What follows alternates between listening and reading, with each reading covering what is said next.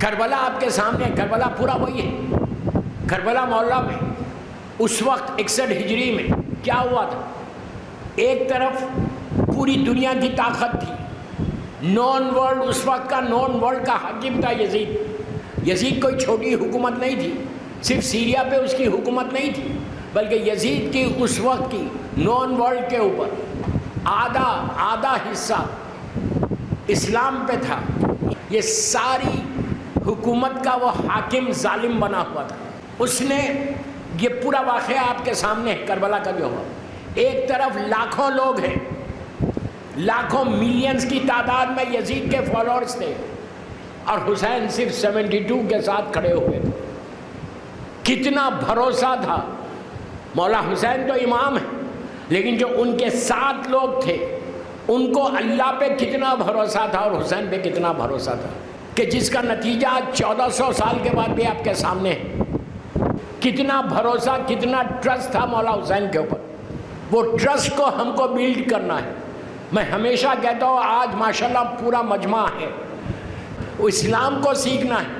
یہ ذہن سے نکال دو کہ یو نو اسلام، وی ڈونٹ نو.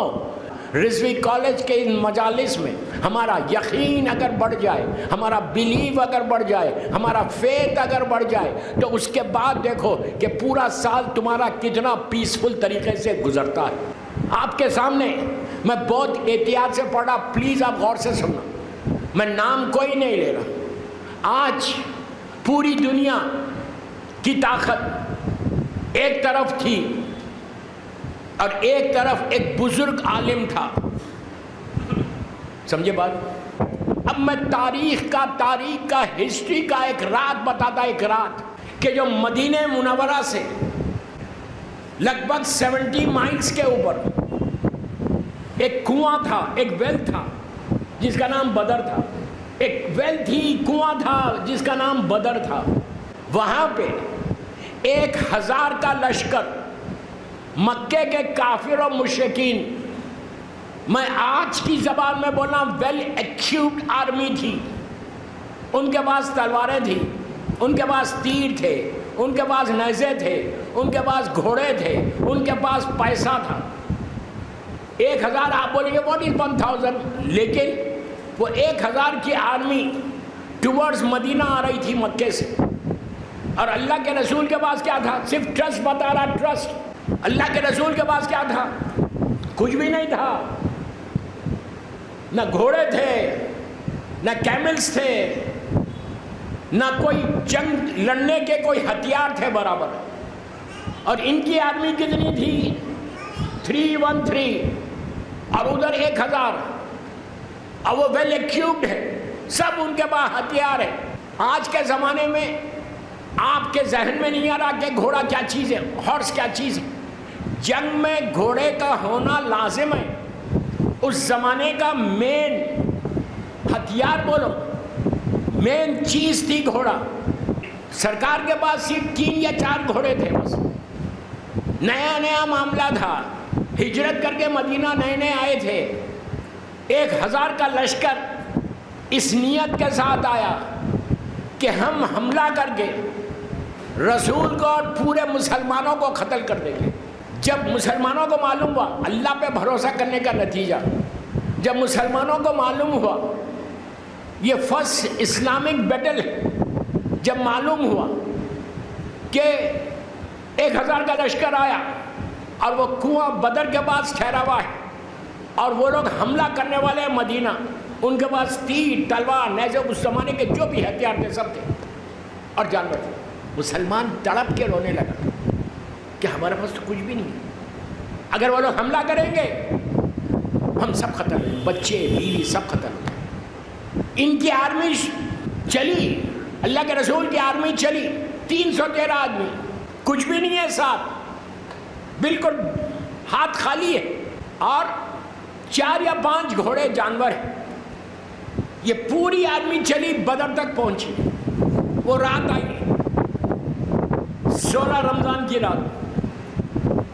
جب رات آئی پورے مسلمان، اللہ پلیز میری طرف دیکھو، لک ایٹ می، پورے مسلمان اللہ کے رسول کے خیمے کے اطراف ہیں اور سامنے یہ ظالمین کھڑے ہوئے.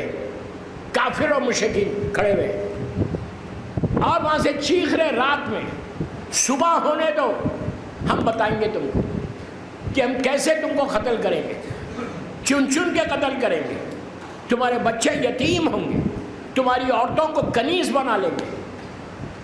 اب سوچو، تمہاری عورتوں کو کنیز بنا لیں گے، آپ بچے یتیم ہو جائیں گے، ختم ہو جائے گا اسلام، آج ختم ہو جائے گا۔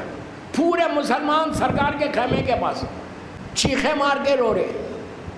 بعض لوگوں کو تو رونے کی عادت بھی تھی، وہ تو موقع دیکھتے تھے رونے کا، نہیں کبھی غار میں روئے کبھی یہاں روئے، تو چیخے مار کے رو رہے کہ یا رسول اللہ ہم اسلام قبول کر کے نقصان میں آ گئے، ہماری بیوی بچے کنیز بن جائیں گے، ہمارے بچے یتیم ہوں گے، ہم کیا کریں گے؟ کل 100% ہم کو جنگ کو ہارنا ہے، 100% ہم ہار جائیں گے، اسلام کو ڈیفیٹ ہوگی، اسلام ریز ہو جائے گا، اسلام کا کلمہ ختم ہو جائے گا۔ ایسے موقع پر اللہ کا رسول اور میرا مولا، میں تاریخ سے ہسٹری سے پڑھ رہا، اپنی ہسٹری نہیں، عام مسلمانوں کی ہسٹری، ایک یقین کا مرکز بنے ہوئے تھے، اتنا یقین، بار بار رسول ایک جملہ بول رہے، گھبراؤ مت، اللہ مدد بھیجے گا، گھبراؤ مت، فتح تم کو ہوگی، گھبراؤ مت، اسلام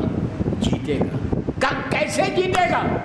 میں نے ابھی ایک جملہ بولا تھا سٹارٹنگ میں، ہر امپاسبل پاسبل ہو سکتا if you trust your Allah۔ پوچھا تو کہا کہ ابھی جبرائیل آئے تھے، جبرائیل نے کہا کہ یا رسول اللہ کامیابی آپ کی ہے، ان مسلمانوں سے کہہ دو کامیابی آپ کی ہے۔ اللہ کا رسول بول رہا کامیابی ہماری ہے، لیکن ان کو یقین نہیں تھا، کلمہ پڑھ رہے تھے رسول کا، کیا بول رہے کلمہ، یہی تو بتانا چاہ رہا آپ کو، کلمہ پڑھ رہے رسول کا، لیکن رسول پہ بھروسہ ہی نہیں ہے۔ رسول بول رہے کہ جیتو، تم جیتو گے صبح میں، میں جنگ نہیں پڑھ رہا، میں صرف آپ کو بتا رہا کہ اللہ پہ بھروسے کا نتیجہ کیا ہوا۔ کوئی یقین نہیں کر رہا کہ یہ کیسے پاسبل ہے کہ اتنا بڑا لشکر ہے، اتنے طاقتور لوگ ہیں، اور ہم تو بالکل 300 لوگ ہیں اور ہمارے پاس تو کوئی ہتھیار بھی نہیں۔ تو اس رات میں، وہ رات دعا کی رات ہے، آج بھی ہمارے علماء یہ کہتے ہیں 16 رمضان کی رات کو تم جو دعا مانگو گے ہر امپاسبل پاسبل ہوگا، اس لیے کہ وہ رات کو اللہ نے دعا کی رات رکھی ہے، 16th نائٹ 17th کی رات، شب 17 رمضان۔ ہوا کیا؟ رات پوری گزری، سرکار مسلح کے اوپر، میرا مولا عبادت کر رہا، جو کلوز کمپینینز تھے وہ بھی عبادت کر رہے، اور سارے مسلمان گھبرا کے بیٹھے ہوئے۔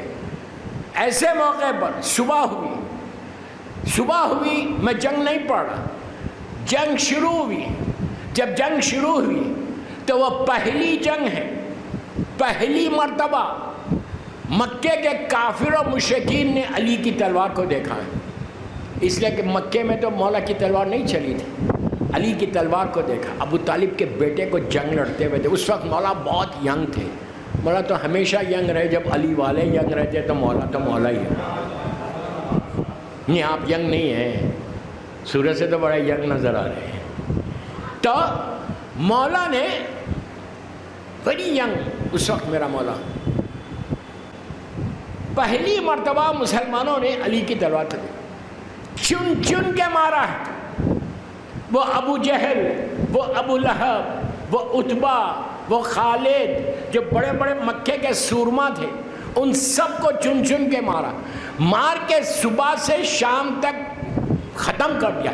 ایسے ختم کیا کہ جیتے، دوسرے نام میں نہیں لے رہا، میں جان بوجھ کے نام نہیں لے رہا، احتیاط کر رہا۔ ایک بڑا نام ہے جس کا نام زیارت عاشورہ میں بھی لیا گیا، یزید کا جو گرینڈ فادر تھا، وہ اپنے ساتھیوں کے ساتھ بھاگ گیا میدان چھوڑ کے، اور اسلام کو فتح۔ شام کے وقت جب شام ہوئی، جنگ ختم ہوئی، کسی کو یقین نہیں آ رہا تھا کہ اسلام کو جیت ہوگی، پہلی وکٹری تھی۔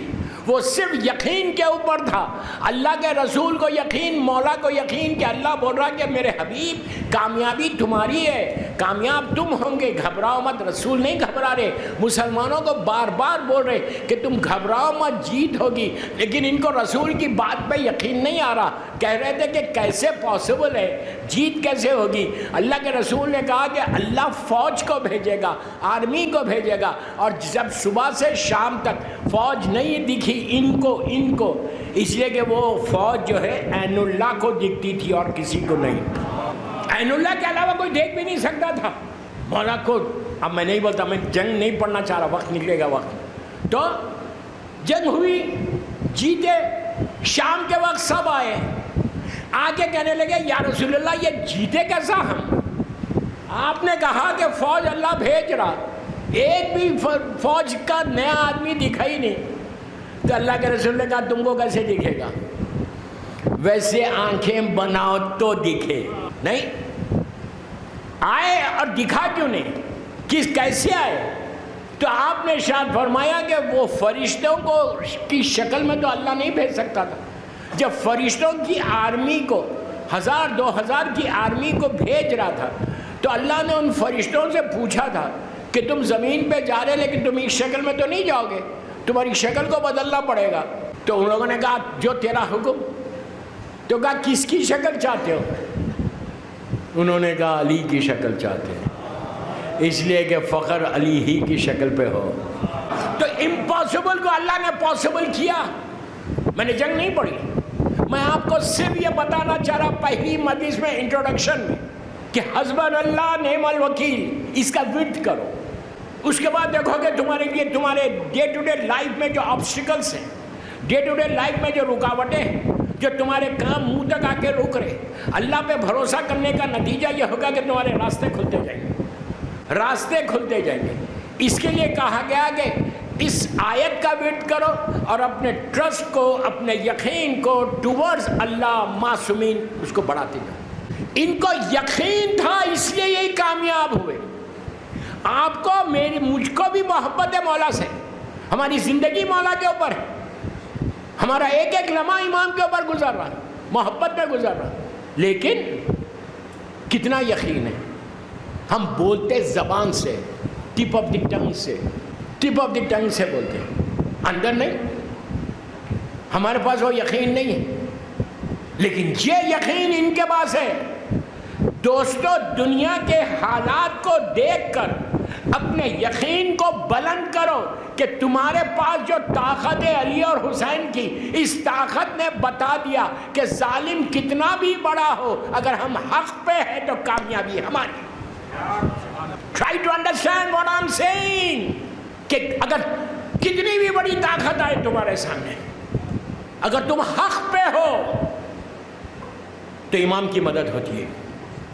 کربلا ہمارے لیے مثال ہے، پوری طاقت ایک طرف تھی، شیطانی طاقت، اور حسین اکیلا تھا۔